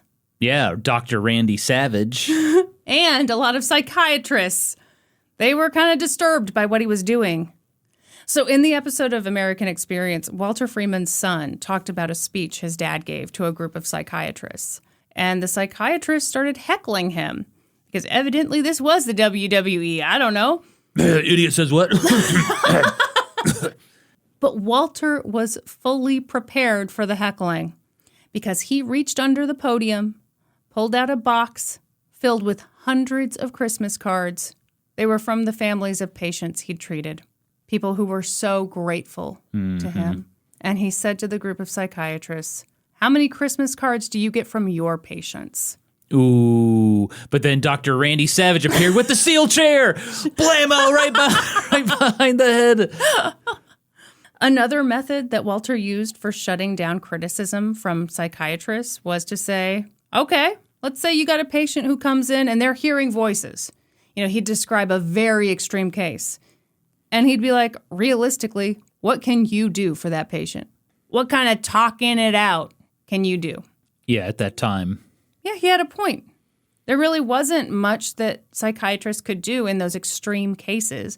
But also, worth noting, lobotomies hadn't been proven to be super effective on people with long-standing severe mental illnesses either. So he can shut up. I mean, it's like being like, I don't know, my arm hurts. And so you just cut your arm off. And you're like, well, what were you going to do about it? Yeah, sure. I cut the arm off and it's all better now. Now you don't have that pain in your forearm because I cut the whole arm off. The perfect solution. The truth was, Walter thought that lobotomies worked better on people who'd only recently started to have some issues. You got to get it early on. Yeah, he began telling doctors that they should consider giving a lobotomy to any patient who didn't improve after about 6 months of conservative therapy. And I'm not sure what that entailed, but that doesn't sound like enough of anything. So if I came to Walter and I was like, man, I had a really bad day at work yesterday, he'd be like, do you have bad days pretty often? They happen? Uh-oh. I'm thinking a lobotomy might be for you, buddy. Let me tell you, therapy is bullshit. Don't mess with that. Doctor, I got to tell you, my boss is an asshole. Let me rinse off this ice pick real quick. Actually, there's no time. Never mind. Lean back, son. Yeah. As for who should perform a lobotomy, well, Walter argued that just about anybody could perform them.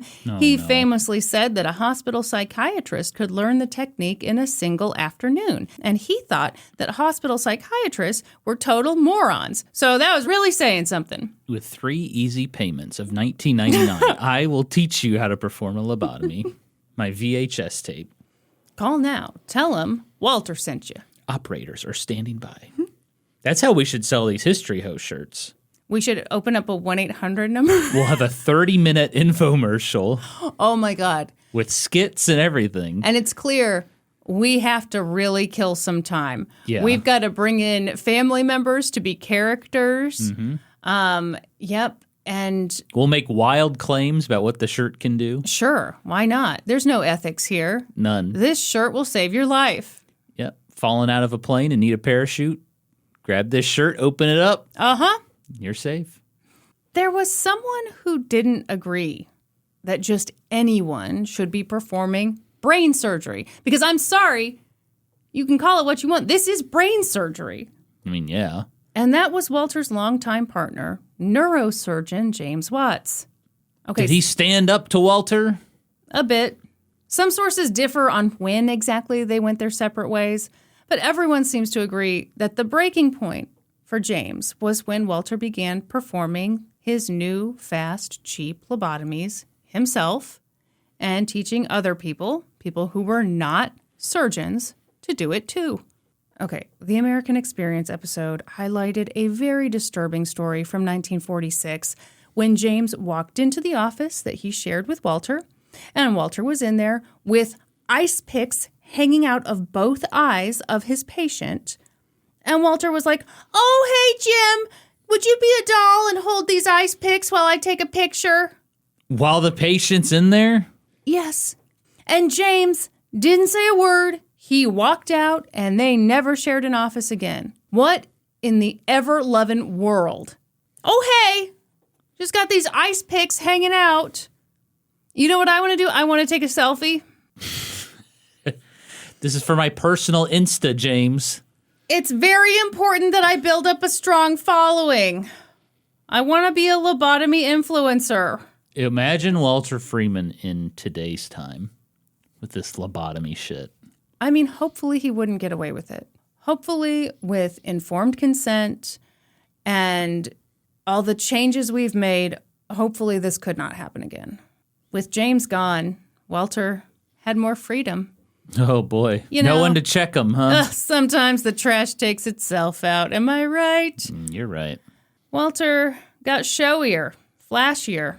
He invited the press to watch him work. Oh, God.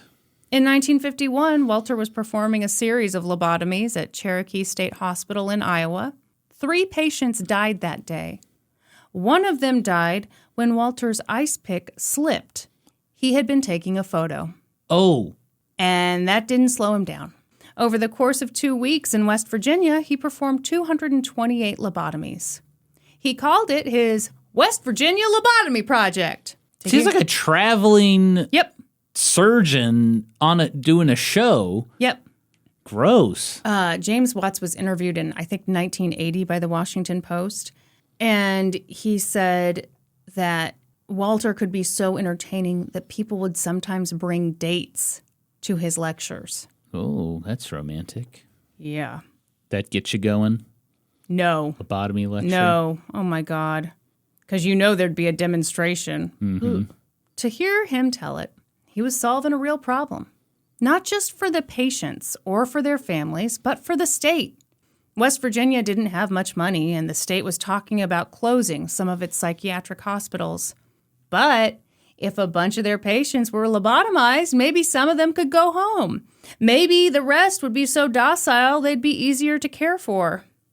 By this point, Walter had performed thousands of lobotomies. He'd helped popularize the procedure. Lobotomies were performed all over the world with reckless abandon. When did this shit stop? You think I'm not going to get to that, sir? The further you go with the dates, I'm like, we're in the 50s now and there are still lobotomies going on? It's alarming. A few years earlier, he'd nominated Antonio Egas Moniz for the Nobel Prize. And in 1949, Antonio was awarded the Nobel Prize for his invention of the leucotomy. Ooh. But by the mid-1950s, the tide began to turn. By that point, so many lobotomies had been performed that now people could kind of see the risks involved. Yeah, you're talking, it's like 20 years of examples now. Because the first one was like 1936. I would say like 15 years, yeah. They could see now this was not actually a simple procedure. This was not as risky as having a tooth removed. No, it could permanently mess people up. Yes. And as people became more leery of the lobotomy, researchers came up with safer, more effective solutions. I'm talking meds, baby. Oh, thank goodness. Yeah, so the new meds weren't perfect, but they were a hell of a lot better than 2 ice picks to the face. Yeah, I'd rather be shot with a tranquilizer gun every day well, than and freaking... tranquilizers were part of the new cocktail. Than get an ice pick in my brain. Right. For a lot of people, the choice was obvious. Walter couldn't accept that times were changing. If lobotomies weren't accepted, if they weren't respected, if they weren't still in practice, then where did he stand in the world? So he kept performing them and kept defending them, even when he did the indefensible. Norm, are you okay? I'm fine. You don't look fine. Don't worry, we're wrapping up, baby. No, I'm waiting to hear about the children. I think you're getting to the children, Yep. which is where it gets real fucked up. In 1960, a woman reached out to him about her stepson. 1960. Her stepson was 12 years old, and in her mind, he was a real problem. She wrote to Walter Freeman that her stepson did ridiculous things, like he'd refuse to go to bed, but then when he finally fell asleep, he slept like a rock. That's like every child ever. No, it's a child with a huge problem. What? She wrote that the boy didn't like bathing. Oh my gosh, he didn't want to go take a bath. What the She's hell just was describing wrong with this kid? every child that has ever existed. No, Norman, listen to this. Sometimes when it was really hot outside, okay, Yeah. picture a real hot day, this kid would wear a sweater. And then on a really cold day, he'd be in an undershirt. Okay, well, I did that as a kid. Every kid did this. I'd go out in a snowstorm in my shorts, and my mom would be like, get your ass in the house. But I don't think my mom considered a lobotomy for me. It is so upsetting.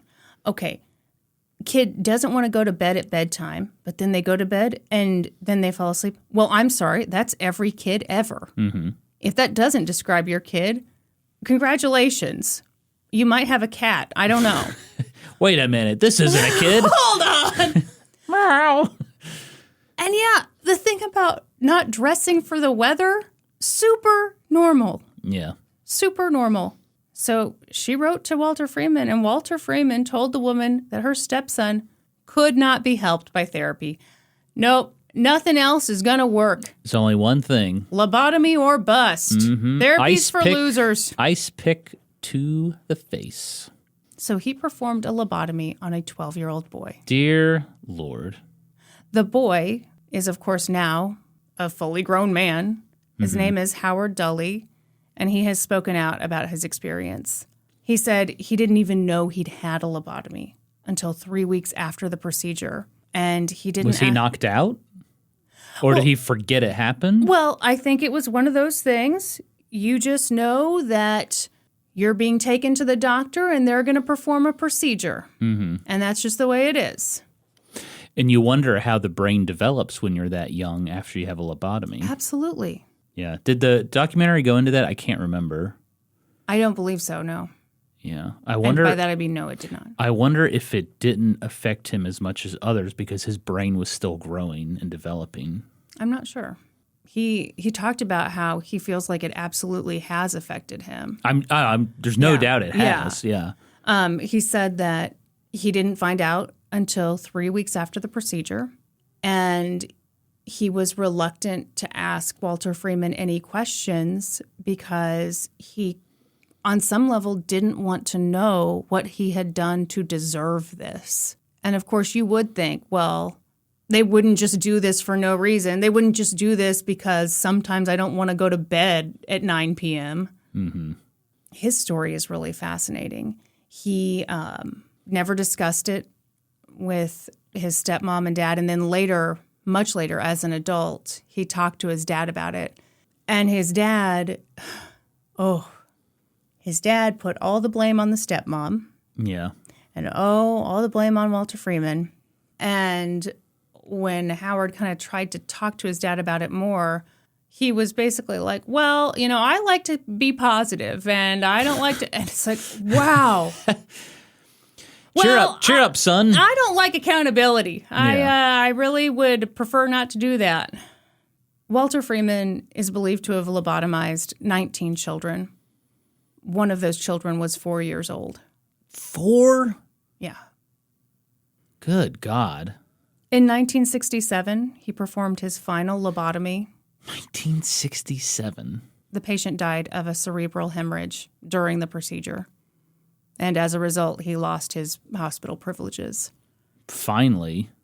By that point, he'd personally performed nearly 3,000 lobotomies. And he was 1967. He was like 73 years old.